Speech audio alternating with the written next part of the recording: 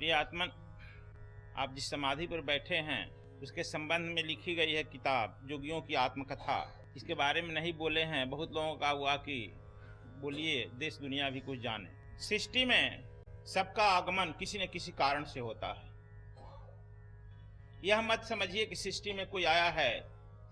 हम लोग कहते हैं कि फलाना पृथ्वी का भार है, बोझ है, ऐसी बात नहीं। सबके आने का कोई कारण है। पशु से पतंग तक, कीड़े से मकोड़े तक सबको परमात्मा भेज रहा है किसी न किसी कारण बस, और सब अपना कर्म कारण पूरा करता है। स्वामी आत्मादास जी का भी जन्म, अत्रि कुल का नाम सुने होंगे, ऋषि अत्रि का। इनका उद्गम अत्रि ऋषि और माता सीता सती अनुसुईया के ऋषि परंपरा में हुआ है। अत्रि के ही चंद्रमा लड़के हुए, जिसे चंद्रवंश चला, और ऋषि में कालांतर में बहुत सारे ऋषि मुनि हुए, जिसका वर्णन हमने शिव तंत्र में लिखा है। इसी चंद्रवंश में कालांतर में विश्वामित्र का भी आगमन हुआ,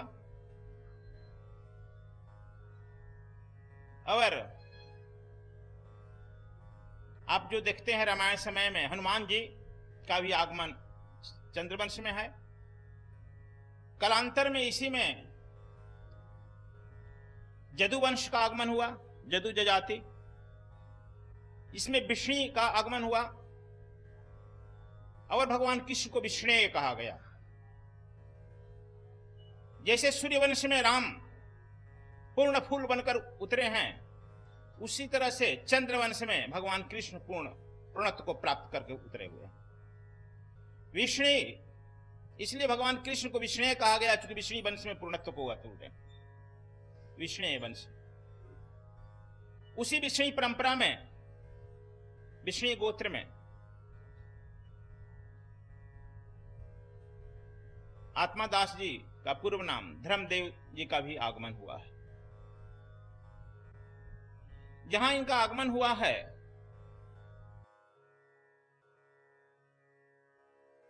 यह बिहार के पुराना शाहाबाद जिला, वर्तमान बक्सर जिला,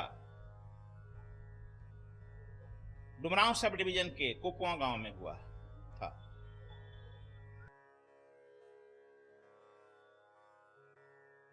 कोपुआ का नाम भी, क्योंकि आप लोग सुने हैं कि विश्वामित्र जी का सिद्धाश्रम 84 कोस में था, यह उसी के में आता है। कोपुआ नाम क्यों पड़ा? स्वामी जी कहा करते थे कि भगवान शंकर की पत्नी सती जब शरीर छोड़ी, तब भगवान शंकर उनके शव को लेकर के अपने कांधे पर घूमते थे। भगवान विष्णु नारायण ने अपने चक्षु दर्शन से उनके 52 खांडों में काटा, तो वह 52 पीठ बना। जब भगवान शंकर उसे मुक्त हुए, तब जाकर के अपने कैसे ऐसे जगह का खोज करने लगे जहां वह निश्चित होकर समाधि को प्राप्त कर सके। तो वह विश्वामित्र जी का ही क्षेत्र का चुनाव किए, बक्सर सिद्धाश्रम से उस समय 8-10 कोस की दूरी पर यह गांव जहां था, वहां पर वह समाधिस्थ हो गए। इधर जो हुआ, तारकासुर का आगमन हुआ। यही मैं बताया कि प्रत्येक का आगमन कोई कारण होता है। जब कारण है तो निवारण होगा। तारकासुर राक्षस हुआ और उससे देवलोग खाली होने लगा। देवता लोगों ने किया कि तारकासुर का तभी वध हो सकता है जब भगवान शंकर से कोई पुत्र उत्पन्न हो, वही इनका वध कर सकता है। इधर पता चला कि भगवान शंकर तो समाधि में चले गए, अब क्या होगा? समाधि से उठने वाले नहीं। देवताओं ने मीटिंग किया, उनको समाधि से तोड़ा जाए, उनकी शादी कराई जाए। लेकिन समाधि में से कौन तोड़ने के लिए जाए? कामदेव की हैं लोग हैं। इसीलिए भारत में काम को भी देवता स्वीकार किया गया है। विश्व में काम को कहीं भी किसी भी देश में अच्छा नहीं माना गया है। भगवान कृष्ण ही एक पृथ्वी पर ऐसे हैं व्यक्तित्व जो कहे हैं कि कामोऽस्मि, मैं काम मैं ही हूं। ईसाईयत काम को नकार दिया है, लेकिन भगवान कृष्ण ने कहा कि मैं काम तो मैं ही। अब समझ सकते हैं कृष्ण का चरित्र। इसीलिए भारत में काम यदि पवित्र है, देवता उन्होंने काम से प्रार्थना किया कि आप उनके समाधि तोड़िए। काम कहे कि तो संभव नहीं है। यदि मैं जाऊं और तोड़ूं तो मेरी मृत्यु निश्चित है। देवताओं ने कहा कि यदि आप देवताओं के काम से जाइएगा, आपका मृत्यु भी होगा परोपकार से, तो आप अमर हो जाइएगा। परोपकार में आदमी की मृत्यु भी होती है तो अमर होती है। तब कामदेव कहते हैं आए हैं रामायण में कि शिव समाधि बैठे सब त्यागी। जब शिव शंकर जी सब विरक्त होकर के समाधि दे दिए हैं, ले लिए हैं, तब कामदेव को समझाया बुझाया गया, तो अपना रिस्क लेकर के चले हैं। लेकिन कामदेव कहते हैं कि शंभु विरोध न कुशल मोहे, बिहासी कहे वसमार। कहे कि आप लोग कह तो कह रहे हैं, लेकिन काम शंभु के विरोध में मैं जाऊं, मेरी मृत्यु तो निश्चित ही ना है।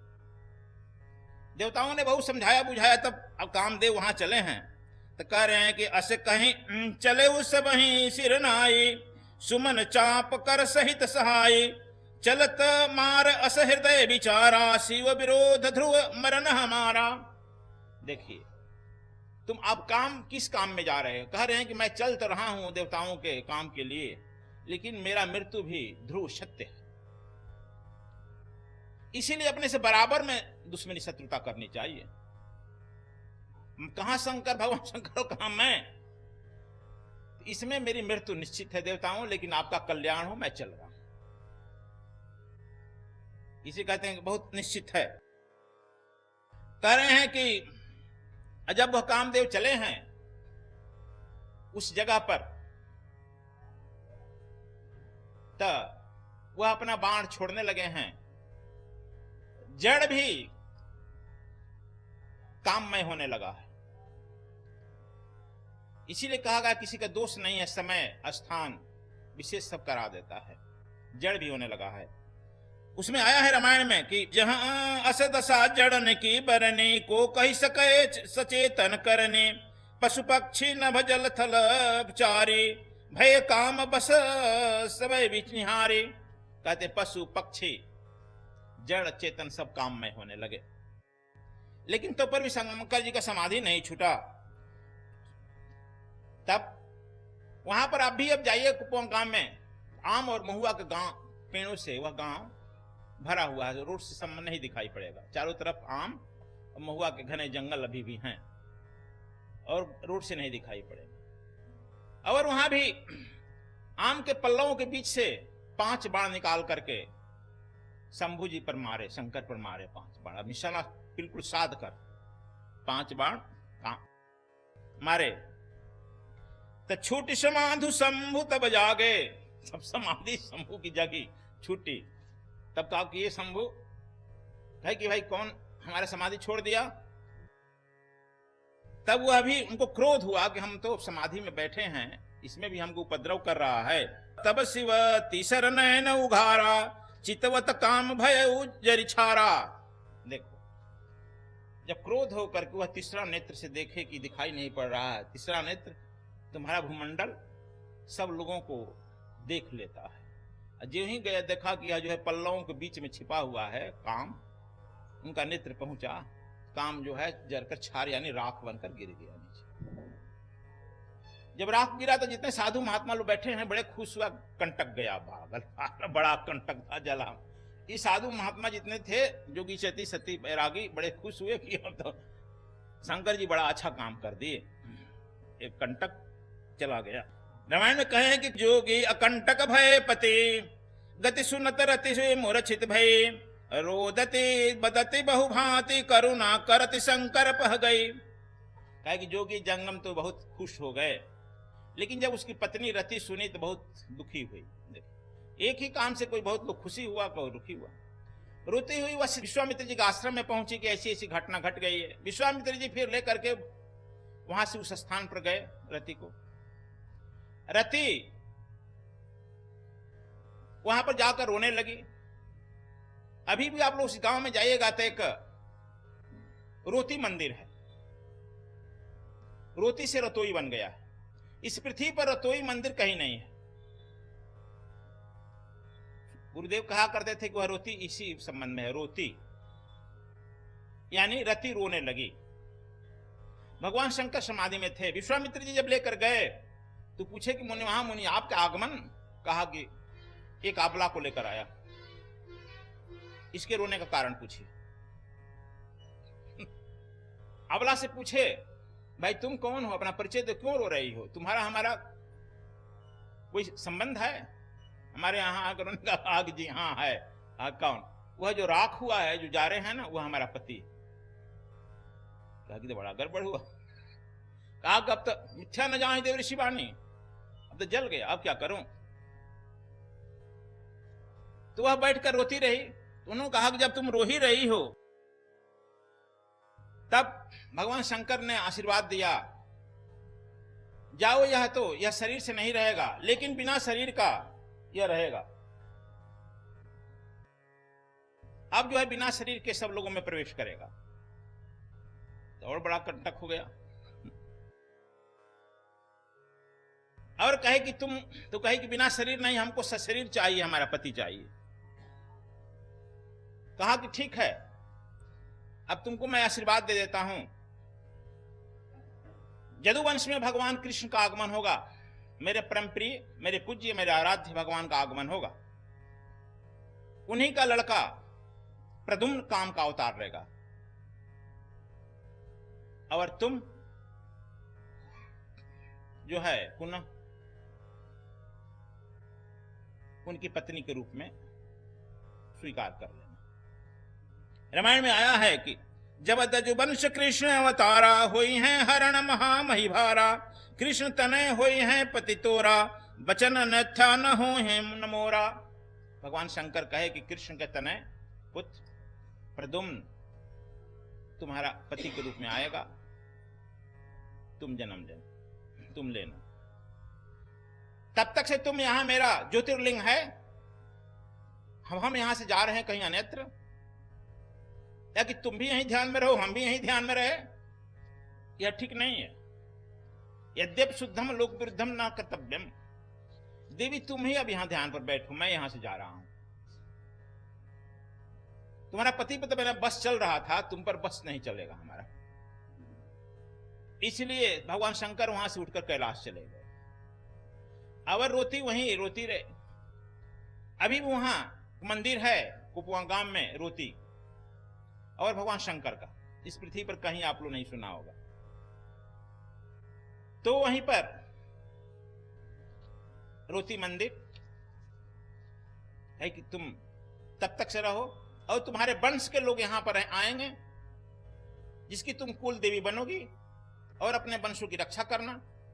और मैं यह आशीर्वाद देता हूं, तुम्हारे वंश में, कुल परंपरा में बहुत सारे सिद्धि मुनि, ऋषि मुनि, महात्मा होते रहेंगे इसमें, जिसकी तुम यहां रक्षा करना। यह कहकर भगवान शंकर वहां से कैलाश को चले गए। तब वह कोप करने से, भगवान शंकर के कोप करने से उसकी जगह का नाम जो पड़ा, कुपवा पड़ा। यह आप लोग समझे। जब इनके पिता सब लेकर के, चचेरा भाई सब लोग, पहले तक कंबाइंड ज्वाइंट फैमिली रहता था। राम सखी जी 7 भाई थे। 7 भाई में किसी को पुत्र नहीं था। इसलिए ये हर समय राम सखी नाम ही था, ऋषिवंशी, माने राम के सखा थे। इनके यहां भी हरे रामा हरे कृष्ण कृष्ण कृष्ण हरे हरे का यह जाप चलता था। मैं बताया हूं कि यह मंत्र जो है विरक्त का है। जहां इस मंत्र का विरक्त होता है, वहां विरक्त सन्यासी साधुओं का जन्म हो जाता है। इसलिए भी इनका व्यक्त जन्म हुआ, वो भी संन्यास ले लिए। श्री राम जय जय राम, श्री संपन्नता का मंत्र। इनके दरवाजे पे अभी भी जाएगा तो पश्चिम, उत्तर पश्चिम के कोने पर घर था, और वहां भी एक बड़ा शिव मंदिर बनाए थे इनके पिताजी। एक तालाब था जहां शिव मंदिर पर ये भी हरे राम राम राम हरे हरे है कृष्ण कृष्ण चलता था। बहुत बड़ा एक दलान था, दरवाजा होता था, जहां पर ये बैठकर बैठकी होती थी, रामायण गीता महाभारत शिव पुराण होता था, और कीर्तन का अष्टजाम भी हुआ करता था। 2-3 गायें, 2-3 भैंस, बैल घोड़े हरदम रहते थे, पहले तो यही था। और साधु संत हरदम आते जाते थे, कीर्तन भजन होते रहता था। कालांतर में तो ऐसा हो गया, गांव आसपास कोई साधु संत संध्या समय आया तो कहते चले जाओ बाबा के दरवाजे पर, भाई वहीं तुम्हारे को भोजन मिलेगा, सात्विक भोजन मिलेगा, राम राम कहना। तब चलता फिरता प्रयागराज बन गया दरवाजा। लेकिन लड़के नहीं होने से यह भी चर्चा होने लगी कि बहुत दान पुण्य तो होता है, लेकिन कोई औलाद नहीं है खाने को, कुछ नहीं। यह बात चलती थी। इसी संदर्भ, इसी बीच में एक साधु आया और अपने आदत बस, जैसे राम सखी जी अपने आदत बस जैसे सब साधुओं का सेवा करते थे। दरवाजे पर कोई आ गया, साधु जी का संध्या समय पैर धोया, आरती किए, भोजन वोजन दिए, सत्संग चला। फिर सुबह अपना कहे कि हम चलेंगे, उनको कुछ देहातों में जो होता है जल जलपान करके कुछ विदाई रुपया पैसा देकर जब करने लगे, तब कहे कि अरे भाई विदा तो दे रहे हो, लेकिन तुम्हारे खानदान में एक धर्म का अवतरण होने जा रहा है। ये कहे कि ये बाबा, कहा हम तो 7 भाई हैं और कोई नहीं हुआ, पुत्र नहीं है। कहा कि नहीं नहीं, तुम्हारे घर में और तुम्हारे पत्नी को साक्षात नारायण का आगमन होने जा रहा है।